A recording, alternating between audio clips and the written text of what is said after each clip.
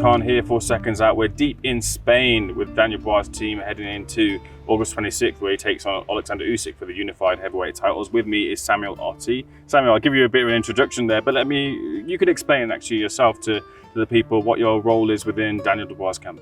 All right, in this camp, I'm just Daniel's strength and conditioning coach. Alongside me in this particular camp, we have Wade Small as well. So what does like a typical day-to-day look like for Daniel Dubois in terms of his strength and conditioning? In terms of his strength and conditioning, as we're aware that Daniel had a ACL injury, so we take real precaution on his knee. So what we do in the morning is we usually go for a walk. Then after the walk, we'll do like a rehab training where we just strengthen all the ligaments and all the muscles around his knees. Then we alternate. Some days we do swimming. Some days we do S&C outside. We're more focused on his lateral movement and his explosiveness and his pivot movement in this particular camp. As we all are aware, Daniel, he has tremendous power. So yeah, we're more focused on his lateral movement and his quick feet. Could you explain what an ACL injury is and what Daniel specifically had in terms of his injury? Okay, so an ACL injury is a severe injury around the patella that few athletes suffer from.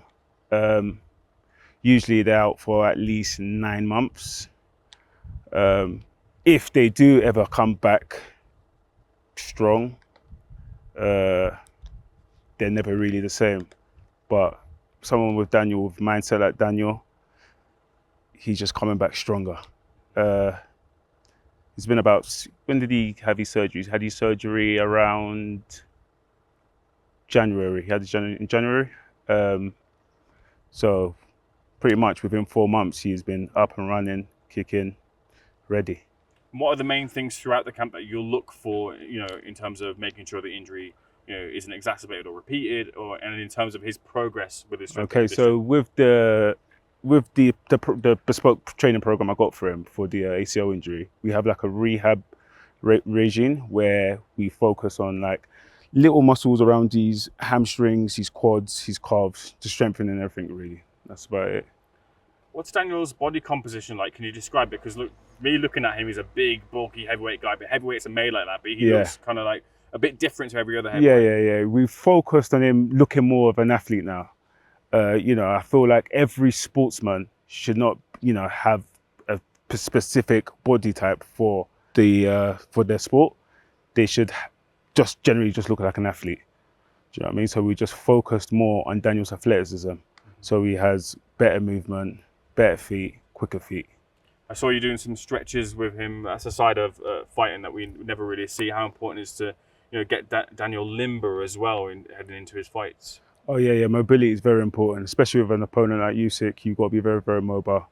And then again, abrupt movement as well when you're not, agile and stuff like that, and your muscles ain't, as you said, limber.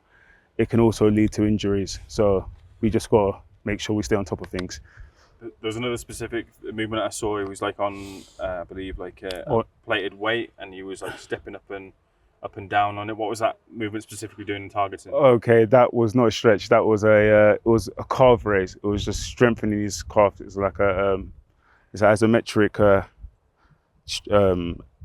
isometric drill for his calves, to be honest. Mm-hmm. Yeah. Do you look at his opponent Usyk, and do you kind of look at what his body composition is, and figure out his kind of strength and conditioning style as well? No, we just focus on ourselves. Mm-hmm. All we do is just focus on ourselves.